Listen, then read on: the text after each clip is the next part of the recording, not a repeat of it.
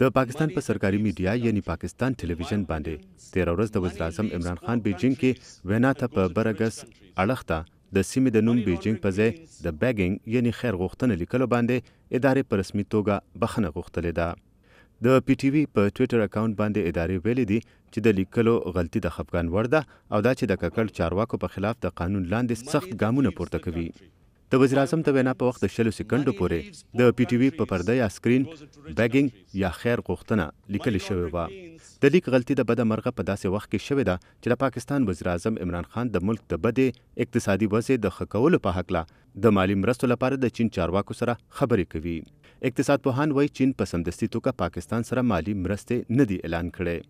د چین چارواکو ویلي دي چې د نږدې ملګري پاکستان مالی ستونزو راکمولو کې مرستو ته تیار دی خو په دې اړه به نورې خبرې کوي.